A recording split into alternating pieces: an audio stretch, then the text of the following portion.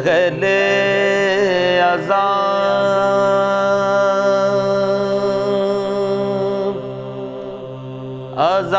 के दिन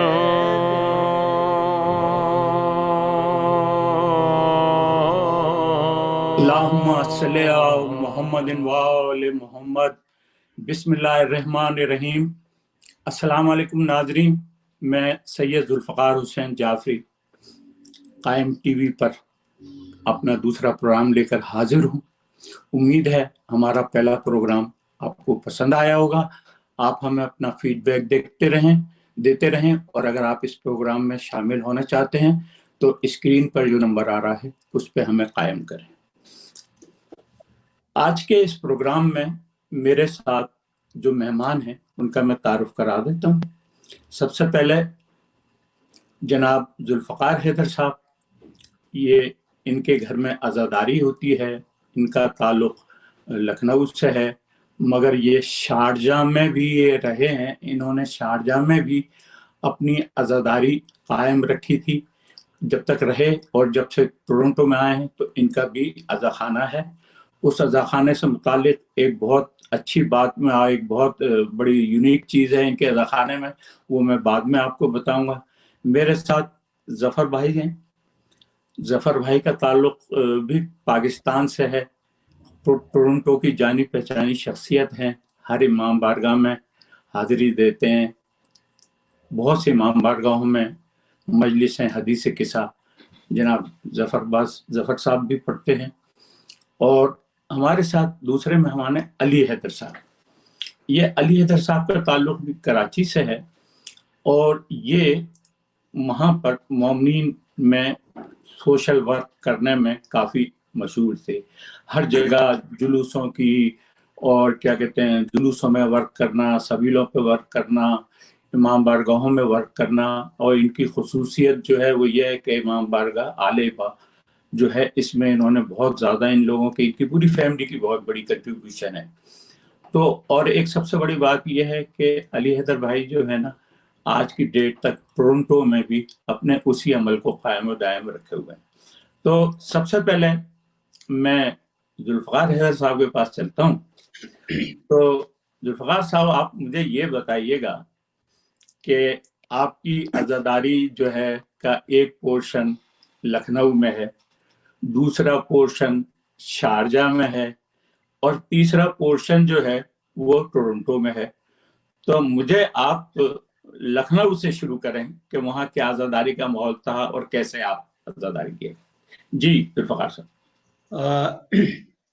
अस्सलाम वालेकुम नाजरीन। जुल्फ़कार भाई, आपने बहुत नाजुक याद दिला दी और ऐसी बात पूछ दी कि मैं ये समझ नहीं पा रहा हूं कि इसको मैं शुरू कहाँ से करूं। बहरहाल लखनऊ की आज़ादारी तो जिस तरह से मशहूर है, तो उसके सिलसिले में सारी बातें बताने के लिए तो बहुत ज़्यादा वक्त दरकार है और मेरे ख्याल में शायद एक प्रोग्राम भी पूरा नहीं पड़ेगा। लेकिन मैं क्या कोशिश करता हूं कि अपने बचपने की चंद यादें और एक के शुरू के 10 दिन की जो है वो क्या पूरे जिंदगी हो जाता था, वो मैं थोड़ा सा बताने की कोशिश करूंगा कि जल्दी से जल्दी मैं बता सकूं। जी जी तमीज़ और तहजीब और हर चीज के लिए दुनिया में मशहूरी है। और वहाँ का मुहर्रम जो आपने पूछा, तो उसके सिलसिले में ये है कि जैसे पहली ही मुहर्रम से जो किस तरह से जिंदगी बदल जाती थी वो मैं आपको बताना चाहूंगा, कि जिसमें हुसैनाबाद की जरी है और सारी चीजें हैं। बहरहाल सुबह यूं शुरू होती थी। लखनऊ वाले वाकई में इसको बड़ा याद करेंगे जो मैं बताने जा रहा हूँ, कि सुबह सुबह हम लोग सबसे पहले निकल के जाते थे पुराने लखनऊ में, और वो नाजिम साहब का इमामबाड़ा। और जनाब वहाँ जब बहुत छोटा था उस वक्त तो मरहूम सईदुल मिल्लत साहब पढ़ा करते थे, उसके बाद फिर जनाब आगा रूही साहब पढ़ने लगे, तो उनकी मजलिस हुआ करती थी। और वो मजलिस समझिए कि खत्म होते होते होते फिर बहुत तेजी के साथ हम लोग एक जम्मे गफीर इंसानों का सैलाब भागता हुआ, आप लोगों ने नाम जरूर सुना होगा गुफरान माफ के इमाम बाड़े जी में, जी जी जी जी जी जहाँ मौलाना कब्बन साहब तो एकदम हमारे बचपने में वो उस वक्त पढ़ा करते थे, लेकिन जब हम लोग थोड़ा बड़े हो गए थे तो उस वक्त फिर मौलाना कल्बे आबिद साहब मरहूम, उनकी मजलिस हुआ करती थी। और जनाब वो मजलिस सुना और उस मजलिस में वो ऐसी थी कि उसमें बिना मजहबो मिल्लत के लोग शामिल होते थे। उसमें हिंदू हजरात भी होते थे, अहले सुन्नत हजरात भी होते थे। और वो मजलिस खत्म होने के बाद फिर वहां से निकलते थे लोग, तो एकदम जो विक्टोरिया स्ट्रीट कही जाती है मेडिकल कॉलेज के पास, उसके सामने फिर ओल्ड बॉयज शिया कॉलेज था, वहां जनाब वो मरसिए की फिर मजलिसें हुआ करती थी। लोग बताते थे, मैंने तो सिर्फ सुना ही है कि जोश वगैरह साहब वहीं पर पढ़ा करते थे। जी जी जनाब वो फिर ये होते होते तकरीबन 11:30 12 बज जाया करता था। और उसके बाद फिर जल्दी से लोग आमतौर से घरों पे जाते थे और खाना वाना खा के और फिर वापस आते थे। वो मदरसे नाजमिया में एक मजलिस हुआ करती थी जो पहले पढ़ा करते थे जनाब मोहसिन नवाब साहब। अच्छा और अच्छा जी जी जी, उसके बाद वहां पढ़ने लगे। अब माशाल्लाह अल्लाह लंबी हयात दे उन्हें, इस वक्त बर्रे सगीर के मेरे साथ ख्याल में सबसे काबिल इंसान है अपना मौलाना हमीदुल हसन साहब। हमीदुल हसन जी साहब, जी जी जी जी जी, वो मदरसा नाजमिया में मजलिस पढ़ते थे जो बजाजे में है। और फिर वो बजाजे में जब खत्म होती थी जैसे ही मजलिस, उसके बाद हम लोग सब तेजी से निकलते थे और वही विक्टोरिया स्ट्रीट पे सामने एक जगह अफजल महल है, वो हुआ करती थी। वहाँ आगा होमियों के यहाँ अली नकी साहब नक्कन साहब मरहूम, वो मजलिस वहाँ पढ़ा करते थे। फिर वो वहाँ लोग उस मजलिस को अटेंड करते थे। वो मजलिस खत्म होने के बाद एक जगह है बिल्लोचपुरा, जहाँ कसरे हुसैनी एक जगह है। जी कसरे जी हुसैनी में एक मजलिस हुआ करती थी जुल्फकार साहब, वो जी अजीबो गरीब थी। उसके बाद मैंने न कहीं सुनी और न देखी। वो एक नस्सार साहब थे, वो मजलिस नज्म और नस्र के बीच का उन्होंने एक अजीब सी चीज निकाली हुई थी। वाह वाह बड़ा वाह। मशहूर थे जी, नस्सार नाम ही था उनका। तो तो कुछ बयान कीजिएगा कि वो क्या चीज थी जो मतलब नस्र और नज्म के बीच की थी वो, कुछ मैं उस तरह का वो बयान अंदाजे बयान ही था उसमें, एकदम डिफरेंट। वो मैं कॉपी नहीं कर सकता हूँ। नहीं कर सकते। तो जी उस जी तरह से हाँ मजलिस हुआ करती थी। अब वो मजलिस जनाब वाला जब खत्म हुई तो मगरिब की अजान होने लगती थी जुल्फकार भाई। फिर वहां जी से सब अपने अपने घरों पे जाते थे और घर पे पहुंच के हुजूर फिर नमाज वगैरह पढ़ी। और नमाज के बाद एक मजलिस जो लखनऊ में बहुत मशहूर है अब, वो कही जाती थी दौरे की मजलिसें। अच्छा अच्छा, दौरे जी की वो जो हाँ, इलाकों में जी, चलते दौरे घरों की से मजलिस में स्टार्ट ये होती होता हैं था फिर कि हाँ बारे में खत्म होती हैं। हर जी मोहल्ले के 10-12 अफराद जो होते थे वो उनका एक ग्रुप बन जाता था। अब वो हर एक के घर में जाके जुल्फकार भाई, हर एक के यहाँ इमाम बारगाह वहां होता, हर एक के यहाँ अज़ादारी होती, तो सिर्फ एक एक नौहा, लेकिन हर एक के घर में वो पढ़ा जाएगा जनाब। जी जी जी और वो फिर आके कहीं एक जगह, फिर जैसे हमारे मोहल्ले में हमारा घर जो है वो इत्तेफाक से हमारे जो पता है, पते का नाम ही है इमाम का चबूतरा शरफाबाद। हाँ हाँ हाँ जी, तो वो इमाम का चबूतरा, उस पर ताजिया वगैरह रखा जाता है ये। और मैं यहाँ ये भी मेंशन करता चलूं कि इमाम हुसैन का नाम ऐसा है कि जनाब वहाँ, जैसा कि मैंने पहले भी कहा, कोई मजहब व मिल्लत नहीं। आज तक वहाँ 2 मुहर्रम की एक मजलिस जो है वो एक पंडित जी की तरफ से होती है। वाह वो वाह पंडित वाह। आते हैं अपने पूरे खानदान को लेके करके, और तबर्रुक और इंतजाम वगैरह सब उनकी तरफ से होता है। तो वो दौरे की मजलिसें जनाब, वो फिर उसके बाद 11 बजे रात तक वो चलती रहती थी। और हर एक के जी घर में एक एक जुल्फकार हैदर नौहा, एक साहब। एक नौहा, क्या आपने याद दिला दिया। और फिर बड़े बड़े फिर जुलूस भी हुआ करते थे, जैसे जैसा कि मैंने आपको को बताया कि हुसैनाबाद का 2 मुहर्रम का ताजिया मोम था, और फिर उसके बाद 8 मुहर्रम जो मौला अब्बास का अलम है वो मौलाना कल्बे सादिक साहब ने शुरू किया था। वो दरिया वाली मस्जिद कही जाती है और जिन्नातों वाली मस्जिद से भी वो मंसूब है।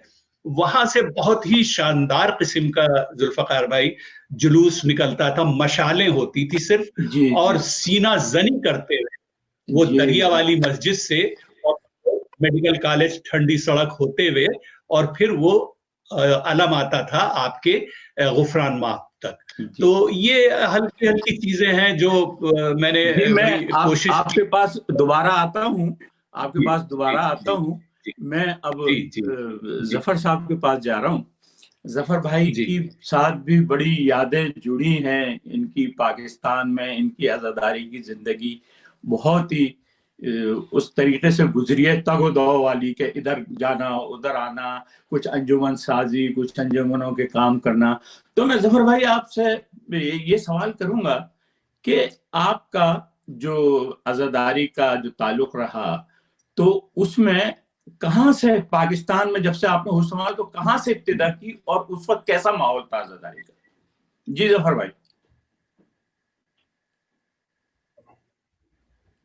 हेलो जफर भाई, मेरी आवाज आ रही है? तो चलिए अब तक हम दोबारा कनेक्ट करते हैं। मैं अली हैदर साहब के पास जा रहा हूँ। अली हैदर साहब, आपकी तो आवाज आ रही है मेरी? जी जुल्फकार भाई आवाज आ रही है। हाँ अली हैदर भाई, आपका पाकिस्तान में बड़ा सोशल एक पूरा नेटवर्क था, तो अगर आप बताइएगा कि वहां पे कुछ आज़ादारी से मुतालिक बातें और फिर कुछ और जो आपने आज़ादारी से रिलेटेड काम किए, जरा उसके बारे में कोई बताइएगा। बिस्मिल्लाहिर्रहमानिर्रहीम, अल्लाहुम्मा सल्ली अला मोहम्मद व आले मोहम्मद। सबसे पहले तो मैं कायम टीवी और उनके इंतजामिया का शुक्रिया अदा करता हूं कि उन्होंने ये मौका दिया कि कुछ पुरानी यादें शेयर की जाएं आप लोगों के साथ। तो बस उस वक्त 1947 में वालिद जब पाकिस्तान से आए, लाहौर आए, लाहौर से फिर कराची आए, और उसके बाद आपको पता ही है कि वहाँ कराची तो बहुत ही गुरु मंदिर, खारदर से या केमाड़ी से गुरु मंदिर तक की आबादी होती थी। तो शुरू में तो महफिल शाह कुरैसान या खारदर आज़ादारी, तो हमारा सिलसिला मुहर्रम में सबसे पहले ये होता था कि हमारे घर के आगे पहले तो पटेल पार्क, तो मुझे थोड़ा थोड़ा याद है, पहले वहाँ अशरा होता था, फिर उसके बाद नश्तर पार्क आया है। तो मैं बहुत छोटा था उस वक्त, तो नश्तर पार्क से फिर याद आया हम राजा मिशन में रहा करते थे, ये डॉ मेडिकल कॉलेज होता था वहीं। जी जी अभी तक है मेरा। तो वहाँ घर में भी आज़ादारी होती थी। तो सबसे पहले हम जो है नश्तर पार्क की मजलिस पैदल जाते थे। अच्छा, ये टोटल जो हम जहाँ जहाँ जाते थे पैदल जाते थे। नश्तर पार्क की मजलिस होती थी, रशीद तुराबी साहब की मजालिस होती थी, अशरफ अब्बास साहब मरहूम, ये अल्लाह उनकी मग़फ़िरत करे, हाल ही में इंतकाल हुआ, पढ़ा करते थे सलाम। और उसके बाद फिर हम निकल आते थे घर को, थोड़ा सा आराम करने के बाद खालिदीना हॉल, वहाँ जो है रशीद तुराबी साहब भी मजलिस पढ़ा करते थे। पूरा रोड बंद हुआ करता था और आर्मी के ट्रक्स आते थे वहाँ, आपको भी याद होगा पूरा।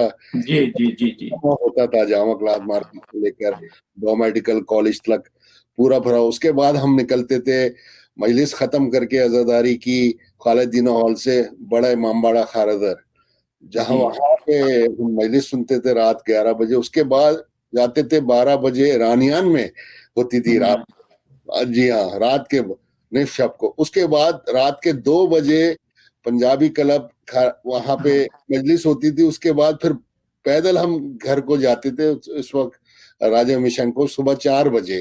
तो ये इसका मतलब ये हुआ कि रशीद तुराबी साहब जो मजलिस पढ़ते थे नश्तर पार्क से और खारादर तक, बल्कि शायद पंजाबी क्लब तक, तो जी, आपका उनसे सिलसिला जुड़ा रहता जी, जी, जी, था, जहां वो जा रहे हैं जी जी वहां पे आप आ रहे हैं। तो चलिए, कराची में इतना आबादी नहीं हुई थी। आज़ादारी तो असल में जिस तरह ये टोरंटो में आज़ादारी जो है स्कार्बरो में आना ही पड़ता है, जो है या मिलिकन पार्क है, इसी तरह जो हमारा खारादर है वो एक जो है जिस तरह अभी इंडिया के अभी जुल्फकार भाई बता रहे थे, बड़ा पूरा बड़ा अच्छा लगा उनकी सुन के अज़ादारी का किस तरह माशाल्लाह बताया। तो इसी तरह हमारी जो यादें हैं, तो उसके बाद जो है ये कराची बहुत ही मुख्तलिफ गुरु मंदिर से लेकर खैरदर था ही नहीं इतना, ना उस वक्त इंचोली भी नहीं इतना, ना ये बाकी नया इंचोली, न्यू रिजविया वगैरह, पुरानी रिजविया जरूर जाते थे वहां पे जो है आज़ादारी होती। तो ये जो था अपना आज़ादारी का सिलसिला माशाल्लाह, और इतना प्यार मोहब्बत थे उस वक्त। अहले सुन्नत जो हम जो मजलिस में जाते थे, हम तो होते थे, हमारे साथ 4 दोस्त अहले सुन्नत मेरे साथ जाते थे उस वक्त, और वो बड़े शौक से मजलिस नीचे जहाँ जमीन पे जगह मिलती रोड पे बैठ जाते, फुटपाथ पे बैठ जाते, और बड़ी मोहब्बत थी। और बहुत ही उस करके फिर रात को हम 4 बजे वापस घर आया करते थे। तो जी अलीहदर भाई, हम आपसे अभी हम छोटे से ब्रेक पे जा रहे हैं, तो उसके बाद फिर आपसे हम कंटिन्यू करेंगे। तो नाजरीन, एक मुख्तसर से ब्रेक पे हम जा रहे हैं, ब्रेक के बाद आपको यहीं से हम कंटिन्यू करेंगे। अहले अज़ान,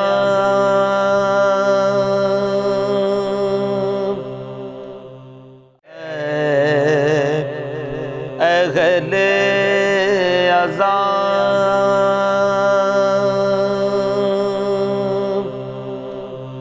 अज़ा के दिन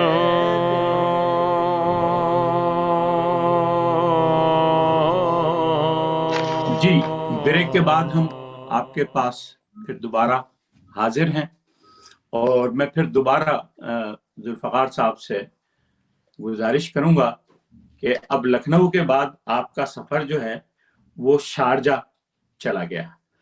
तो अब मुझे बताइए कि लखनऊ से जब आप शारजा पहुंचे तो वहां आपको अज़ा खाना और मजलिस अदा करने में क्या क्या मुश्किलात पेश आई, कैसे कैसे मरहलों से आप गुजरे, तो उसका कुछ अहवाल बताइए। जुल्फ़कार भाई, आपके सवाल को जरा सा मैं इस तरह से बताने की ख्वाहिश करूंगा कि वहां से शारजा से नहीं, ये मेरी ये आज़ादारी की शुरुआत यही टोरंटो से ही हुई थी। तो पहले मैं टोरंटो बताऊंगा, और फिर जब आप मुझे दोबारा बुलाइएगा तो फिर मैं शारजा के सिलसिले में बताऊंगा। टोरंटो से आज़ादारी है 1998 में, और मैं एक और यहाँ करेक्शन करता चलूं कि ये मेरी आज़ादारी नहीं है, इसमें पूरा शौक और जो काविशें हैं वो मेरी अहलिया आमरा हैदर जी हैं, और ये इमाम बारगाह भी उन्हीं के नाम से ही मशहूर है। जी, मैं सिर्फ यहाँ खिदमतगार हुई हूँ, कह लीजिए। तो बहरहाल वो कराची, जी, तो वो तो हर एक है जी। तो वो ये कराची से, और बड़ी इनकी ख्वाहिश थी कि यहाँ आज़ादारी करेंगी। तो जब यहाँ पहुंची तो एक एरिया है थॉर्नक्लिफ, वहां हम लोग आए और वहां जी रहना शुरू किया, और ये किसी को जानती भी नहीं थी, लेकिन इनको बड़ी ख्वाहिश थी, तो फिर बीवी उसी तरह इंतजाम कर देती हैं। तो बहरहाल उन्होंने फिर वहां जो है वो आज़ादारी शुरू कर दी, और लोग आ गए, मोमिनात आ गई, और फिर उसके बाद एक बड़ा अच्छा सिलसिला चल पड़ा। वहां भी कुछ ऐसे लोग हैं जो अभी भी हमारे ये जीटीए में काफी प्रोमिनेंट हैं, जैसे आपके वो डॉक्टर मीर लियाकत साहब, और हमारी डॉक्टर बहन जबीन, और ये बहन शहला बल्कि लियाकत साहब वगैरह, तो जो है वो दुआ सेंटर का भी आपको पता है रूह रवा है। जी, तो हम लोगों ने एक साथ ही वहाँ शुरू किया था। तो वो आज़ादारी इन्होंने वहां से शुरू की 98 से, और अल्हम्दुलिल्लाह काफी अच्छी चलती रही। फिर हम लोग मार्खम शिफ्ट हुए, वहां भी आज़ादारी चलती रही। फिर अब आ गए शारजा।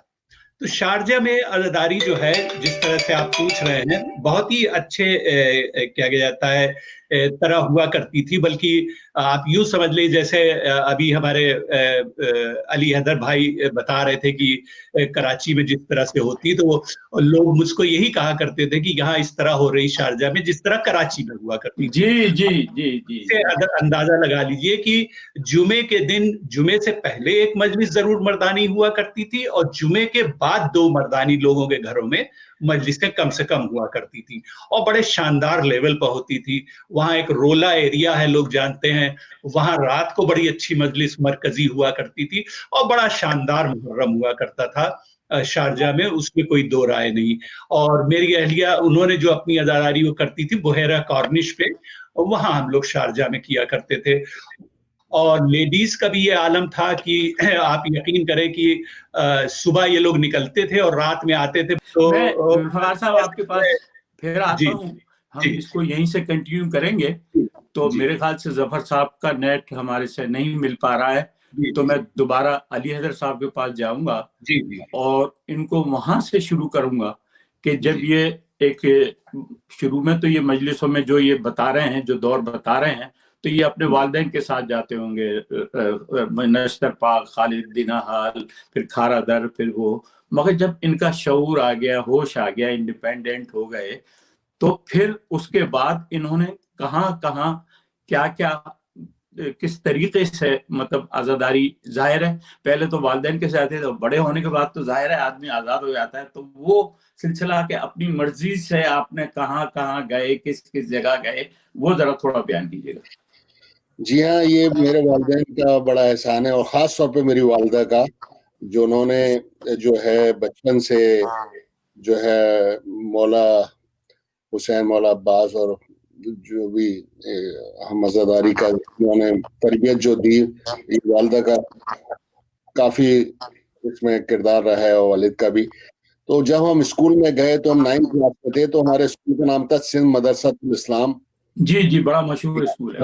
कायद-ए-आज़म ने भी तालीम हासिल की। तो हाँ, हमें ख्याल आया क्यों ना हम यहाँ पे, उस वक्त स्कूल को बने हुए 95 ईयर्स हो चुके थे, 86 की बात है, 85 की। तो हमने कहा यहाँ हम यौम हुसैन करवाते हैं। तो सैयद, मुझे अच्छा तरह याद है, सिंध मदरसा के जो हमारे प्रिंसिपल थे जनाब नासिर हुसैन साहब होते थे, तो वो रिटायर हुए थे। तो उसके बाद शाह मोहम्मद शाह साहब आए, तो हमने कहा कि यहाँ यौम हुसैन होना चाहिए। तो मुझे याद है अच्छी तरह कि मैंने और मेरे दो और दोस्त थे, तहजीबुल हसन साहब, जो यौम हुसैन ऑर्गेनाइज कमेटी में हम लोगों ने बाद में भी काम किया। हम छोटे थे उस वक्त, 8वीं 7वीं क्लास में थे, तो परमिशन ली, तो बहुत उन्होंने हमें सदर उन्होंने जो प्रिंसिपल साहब थे उन्होंने इजाजत दी। तो अब हम परेशान हुए, यार हम क्या करें कि हमें तो बैनर चाहिए और पीछे लगाने के लिए, और इतने बड़ी दर्जगाह में कर रहे हैं जो ये पाकिस्तान का सबसे, जिसमें कायद-ए-आज़म ने तालीम में यौम हुसैन कैसे। तो फिर हम भागे, जाफरी इमाम बारगाह एक कराची में गोलीमार में होता था। वहाँ उनकी हम बचपन से हम जाते थे शब्बेदारी में, तो मोहम्मदी कदीम होती थी या आफाक भी पढ़ते थे। आपको मोहम्मदी कदीम की बहुत बड़ी शब्बेदारी वहाँ, हम किस तरह ट्रांसपोर्ट हम उसका जिक्र भी आएगा। जी मुझे याद नहीं आ रहा। तो हमने वहाँ से उनसे रिक्वेस्ट की कि ऐसे ऐसे पूरा बताया कि ऐसे ये हम इस मदरसे में पढ़ते हैं, सिंध मदरसा, सब चौंके, अच्छा सिंध मदरसे का नाम ही काफी है। जी जो जमाने में। तो उन्होंने हमारे साथ ताउन किया, तो हमें बैनर दिए, तो हमने वहां से बैनर कलेक्ट किए, उनका शुक्रिया अदा किया। फिर हमने जाके 2 दिन से सफाइयां शुरू की हॉल की और एम्प्लॉइज। हम छोटे थे उस वक्त, 7th क्लास में।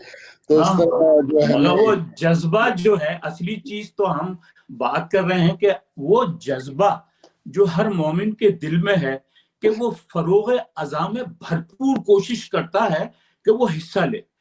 तो मुझे कोई शख्स ऐसा नहीं मिला कि जो ये कहे कि मैंने बड़ा काम किया, बड़ा मैंने किया। आप यकीन करें कि हर शख्स यही कहता है कि यार हम कुछ नहीं कर पाए इस साल, आइंदा साल करेंगे। आप देखें कि हमारे यहाँ रवाज है कि मकान बनाते हैं, कहते हैं यार बहुत खर्चा हो गया, बच्चों की शादियां करते हैं, कहते हैं यार बहुत खर्चा हो गया, मगर मजलिस हुसैन करते हैं, अज़ाए हुसैन करते हैं, तो वो ये एक ही लफ्ज कहते हैं, यार हम कुछ नहीं कर पाए इस दफा, कुछ भी नहीं कर पाए, इंशाल्लाह आइंदा बहुत कुछ। तो इसमें अज़ाए हुसैन में मैं समझता हूँ कोई भी शख्स इस मनी को काउंट नहीं करता, कम से नहीं बिल्कुल उसकी कोशिश होती जो कुछ है लुटा दे इस पर। तो मैं आपके पास दोबारा आता हूँ। वालिदैन और इसमें ज्यादातर वालदा का बहुत जी। अब मैं दोबारा जुल्फकार साहब के पास जाता हूँ। तो जुल्फकार साहब, आपने बताया कि टोरंटो में भी आपका जो अज़ाखाना है और शारजा, टोरंटो से शारजा, शारजा से टोरंटो। तो मुझे भी ये सादत मिली है कि मैंने भी आपका अज़ाखाने को विजिट किया है, वहाँ पे थोड़ी सी इबादत भी की है। तो वहाँ पे बड़ी रौनक बख्शी है, हर साल बख्शते हैं। जी। तो वो आपके अज़ाखाने में एक बड़ा मखसूस पंजा है, तो उसके बारे में मुझे तो मालूम है, मगर नाजरीन के लिए उसको हदिया कीजिए हमें कि वो क्या है, पंजा है, किस तरह आपको हासिल हुआ। जी जुल्फकार साहब। जुल्फकार भाई, ये पंजा जो है एक्चुअली मेरा प्रोफेशनल कैरियर जो है वो एयरलाइन का था। तो मैं यूएई में गल्फ एयर में काम किया करता था। तो एक ज़माने में ये जो हमारे बोहरा कम्युनिटी के बिरादरान हैं, ये जहाँ जहाँ इनके इमाम बुरहानुद्दीन साहब जाते हैं वो उनको फॉलो करते हैं बहुत। तो उनकी चार्टर फ्लाइट्स बहुत हुआ करती थी। तो वो चार्टर फ्लाइट्स मैं ही हैंडल करता था कंप्लीटली। तो उनकी कुछ सालों करने के बाद उनका एक खास साहब थे जिनका नाम आज भी मुझे याद है, मोइस साहब। उन्होंने एक दफ्तर में आए और आके कहने लगे कि हैदर साहब, आज हम आपको ऐसी चीज दे रहे हैं कि आप पूरी जिंदगी याद रखेंगे और इससे ज्यादा बेशकीमती चीज हो नहीं सकती। तो वाकई उन्होंने फिर एक पंजा दिया जो मौलाए कायनात की जरी का उतरा हुआ पंजा है। और उन्होंने भी बताया, और उसकी शक्ल सूरत से या उससे हो सकता है आपको पिक्चर भेजी आप दिखाएं, उससे भी लगता है कि 400-500 साल पुराना ये पंजा है जी। उस पर क्योंकि पीतल का है, थोड़ा जंग टाइप लगा, पुरानी तौर से एकदम बना हुआ है। बल्कि कुछ लोगों ने सजेस्ट किया इसे ठीक करें ये हो, लेकिन हमारी अहलिया ने कहा नहीं भाई, ये ओरिजिनल उसमें हम इसको जी जिस हालत में उसको वैसे ही रहने दिया जाए। और शायद यही वजह है कि बताती हैं वो कि जो भी मस्तूरात आती हैं और जो भी इसके ऊपर खातून ने आज तक मन्नत मानी है, अल्हम्दुलिल्लाह वो मन्नत जरूर पूरी हुई है। तो इस तरह से ये हासिल हुआ था। और हम दोनों का यही कहना और हमारी यही सोच है कि शायद हमारे पास दुनिया की सबसे बड़ी, दुनिया की क्या आखिरत की भी शायद यही दौलत है, जरी का ये इतना पुराना पंजा, और उसके ऊपर मौला की नजर है, और जिसकी वजह से लोगों की मन्नतें पूरी होती बेइंतहा। जी माशाल्लाह। तो जुल्फकार साहब, हम एक छोटे से ब्रेक पे जा रहे हैं, तो उसके बाद फिर हम वापस आते हैं। तो नाजरीन, एक छोटा सा ब्रेक, उसके बाद हम दोबारा हाजिर होते हैं। आप कहीं मत जाइएगा। अगले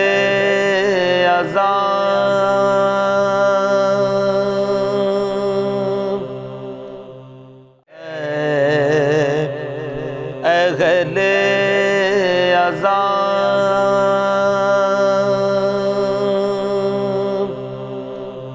अज़ा के दिन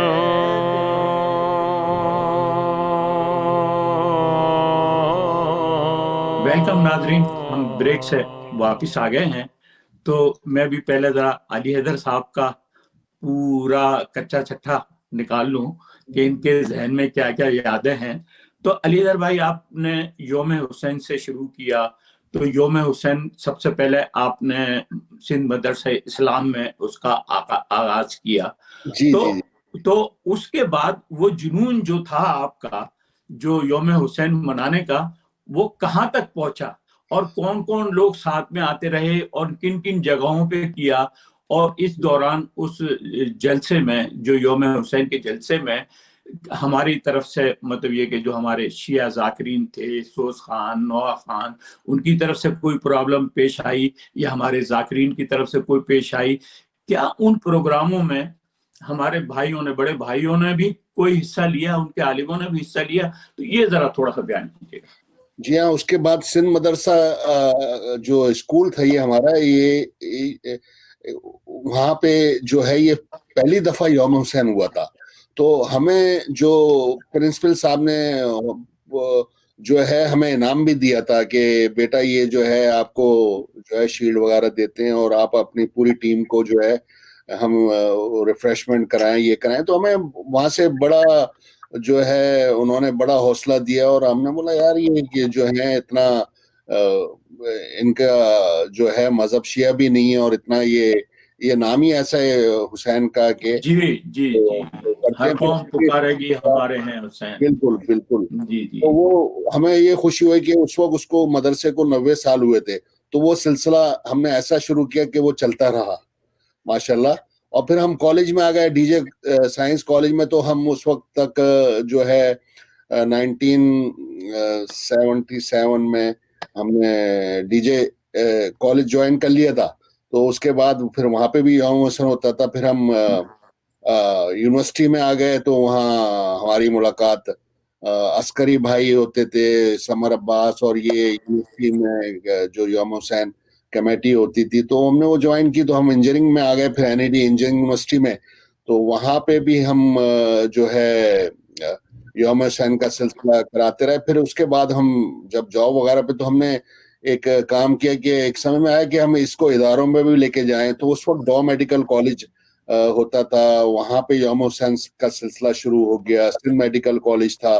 फिर इदारों में हमने फर्स्ट टाइम हमने मीटिंग की, तो हमें भी जाना पड़ता था डीसी वगैरह परमिशन के लिए। तो अब थोड़ा सा हमारी जॉब भी बड़ी सेंसिटिव थी, तो सरकारी जॉब, तो ग्रेड की वजह से भी जरा, तो फिर हम उसकी भी परवाह नहीं करते थे। खैर चले जाते थे, इजाजत लेते थे, परमिशन लेते थे। तो वो सिलसिला बढ़ते बढ़ते पाकिस्तान स्टील, केडीए और शिपयार्ड और तमाम पीआईए सब जगह। अच्छा जी जी, बहुत बड़ा काम किया है यौम हुसैन ऑर्गेनाइजिंग कमेटी ने। और हर साल मैं समझता हूँ, अभी तक मैंने शायद किसी देखा था न्यूज में कि अभी तक वो सिलसिला जारी और सारी है। तो जफर भाई होते थे और मुझसे सीनियर हैं 2 साल, तो वो जी और 2 जी साल जी पहले जी, तो बताते। मैं थोड़ी सी एक बात आपसे जानना चाहूंगा, फिर उसके बाद मैं फिर जुल्फकार साहब के पास आ जाऊंगा कि माली मुआवनत, क्योंकि ये काम ऐसा तो नहीं होता कि आप खड़े हो गए किया। इसमें जाहिर है कि माली जरूरत भी जो है वो बड़ी अहमियत का है। तो आप कैसे उसको अफोर्ड करते थे, जो उसमें अखराजात आते थे उस यौम हुसैन को बनाने के लिए? तो जरा बताइएगा। उस सिलसिला ये होता था कि हमारे साथ जो जो हमारे जो यौम हुसैन में स्कूल से और जो हमारे तालिब इल्म होते थे, और जो बाद में यूनिवर्सिटी में फिर माशाल्लाह मौला ने उनको नवाजा भी। और क्यों नहीं नवाजते, जब मौला से का दर उन्होंने पकड़ लिया था, तो वो माशाल्लाह पहले जो है अपनी तनख्वाह से, अपनी जेब से। मेरे पास गाड़ी थी, मेरी गाड़ी कोई चली होगी कोई 10,000 किलोमीटर, उसमें से 7,000 किलोमीटर। अब वहां तो पाकिस्तान इंडिया में जो है ये हमें तो पता भी नहीं था कि किलोमीटर और ये रनिंग होती है, ये तो कभी जहन में हमने सोचा तक नहीं था। तो वहां ये था, जिस तरह मैं भी अच्छी गवर्नमेंट बता, हमारे अशरफ अब्बास साहब जो थे माशाल्लाह, वो भी गवर्नमेंट जब में प्रोफेसर सिफ्ते जाफर शहीद हमारे। जी, क्या याद, नाम आपने याद दिला दिया। तो मैं मेरा ऑफिस है, उनका ऑफिस हम एक प्रोग्राम सिफ्ते जाफर पे भी करेंगे उनकी खिदमात के हवाले से, क्योंकि हमारे यहाँ टोरंटो में माशाल्लाह बहुत मोमिन मौजूद हैं कि जो सिफ्ते जाफर साहब को बड़े करीबी उनसे ताल्लुकात रहे हैं। हमारी एक कमेटी बनी थी जिसमें जैसे रजी जाफरी साहब हैं यहाँ पर, तो हम वो उनके कजिन भी हैं। तो हमने यहाँ एक प्रोग्राम भी कराया था। तो जी, इस प्रोग्राम में हम शोरा को भी बुलाएंगे, उलमाए कराम को भी बुलाएंगे, नुहा खानों को भी बुलाएंगे, सोस खानों को भी बुलाएंगे, और उनसे उनकी यादें हम शेयर करेंगे। तो आखिर में मैं जुल्फकार साहब के पास चलता हूँ। तो जुल्फकार साहब, आप एक बहुत ही मुख्तसर से अल्फाजों में मुझे ये ब्रीफ कर दें, ये समराइज कर दें कि लखनऊ से लेके टोरंटो तक का सफर जो है वो कैसा गुजरा। और दूसरी मुश्किल है बहुत कम अल्फाज में बुलाना, क्योंकि बड़ी लंबी लंबी बातें हैं, मगर मुख्तसरन कि अब आप क्या महसूस करते हैं कि वहाँ की आज़ादारी आपको याद आती है, या यहाँ जो आपके यहाँ आज़ादारी जो आपके घर में होती है, जो यहाँ टोरंटो में होती है, उससे आप मुतमईन है कि चलो वो लखनऊ की आजादारी नहीं तो कम से कम टोरंटो की आजादारी तो बेहतर है। जी फरमाइएगा। देखिए, जो आपने फरमाया उस सिलसिले में बचपन की यादें तो जैसे अली हैदर भाई भी बता रहे थे, आपके साथ भी हैं, वो तो कभी नहीं, अनमिट है, वो अनमिट है जी, वो याद है। उसके एहसासात, उसकी बातें, उसकी चीजें, वो माहौल, वो चीजें, अब शायद वहां मैं भी जाऊं तो आजादारी तो लखनऊ में उसी तरह होती है, लेकिन वहां किरदार बदल चुके हैं। तो किरदार के साथ हम शायद उतना रिलेट, आजादारी तो हर जगह वैसी रहेगी, ये रहेगी, बेशक ना कर सके उतना उस तरह से। द सेम थिंग मैं आपको कहूंगा कि जैसे शारजा के कुछ उस जमाने के बड़े नाम थे जो आज भी बहुत करते हैं, साबिर और शाकिर साहब, जनाब क्या कहता है नसीम जैदी साहब एक थे, डॉक्टर एहसान, उन्होंने वाकई शारजा की आजादारी को बहुत फरोग दिया। वहाँ एक तहजीब और शुजात नाम के दो भाई थे पढ़ना। तो ये सिलसिला, और अब अल्हम्दुलिल्लाह मैं जिस एज में हूँ उसके बाद यहाँ आजादारी का चलना, तो ये सारे सिलसिले जब एक बार बैठ के देखते हैं और सोचते हैं कि कहाँ से चले और कहाँ पहुंचे और क्या हुआ आजादारी के सिलसिले में, तो जुल्फकार साहब सच्ची बात यह है कि उसमें आखिर में समझ में यही आता है कि ये हमारे बस की कोई चीज नहीं है, ये सब बीवी का हुक्म है, वो करवाती रहती हैं, उन्हीं के सिलसिले से चीजें होती रहती हैं, उन्हीं के भेजे हुए बेशक नियत जरूर होती है लोगों की। आप नियत अच्छी करके इसको शुरू कर दें। जैसे मैंने कहा कि मेरी अहलिया ने वहां शुरू किया था एक अच्छी नियत के साथ, और माशाल्लाह वो सिलसिला आज तक बहुत अच्छी तरह चल रहा है। यहाँ भी काफी मेहनत कर रही हैं, उस तरह से मोमिनात आती हैं और बड़ी अच्छी मजलिस होती है। आप लोग आके शब आशूर में जाहिर सी बात है एक इबादत करते हैं और एक बहुत अच्छा लगता है। तो एक और जो एक इसका रूहे रवा जो अच्छी जो मेरी समझ में आता है, देखिए मजहब के साथ साथ जो एक सोशली जनाब ज़ैनब ने जो एक यूनिवर्सिटी हम लोगों को दे दी है, इससे हमारा आपस का मिलना जुलना, एक दूसरे को पहचानना, एक दूसरे को जानना, एक दूसरे के करीब आना, तो ये आजादारी की यूनिवर्सिटी उनकी दी हुई है साहब। इसके जगह जगह ब्रांचेस खुलती रहती हैं और खुलती रहती। बड़ा आपने बहुत बहुत उम्दा फरमाया, बहुत उम्दा आपसे सैर हासिल गुफ्तगू हुई। अली हैदर साहब आपसे भी बहुत अच्छी गुफ्तगू हुई, और आपकी दोनों की गुफ्तगू के दौरान हम पुरानी अपनी यादों में चले गए। और हमारे इस प्रोग्राम का मकसद ही यही है कि हम उन यादों को जो आपके जहन के गोशों में पड़ी हुई हैं उनको निकालें, बाहर लाएं और लोगों से शेयर करें। तो बहुत शुक्रिया जुल्फकार हैदर साहब आपका तशरीफ आवरी का। अली हैदर साहब बहुत शुक्रिया। तो नाजरीन, इसके साथ ही हम इस प्रोग्राम का अख्तिताम करते हैं। इंशाल्लाह नेक्स्ट प्रोग्राम में हाजिर होंगे। आप हमें अपने फीडबैक से ज़रूर आगाह कीजिएगा, और दूसरे जो भी आपके जहन में यादें अगर हैं कोई, तो वो हमसे ज़रूर शेयर करें। इस पे स्क्रीन पे हमारा नंबर आ जाएगा, उस नंबर पर हमें कॉल करें, हम आपको बुलाएंगे, आपसे सुनेंगे और लोगों को सुनवाएंगे। बहुत शुक्रिया। अहले अज़ां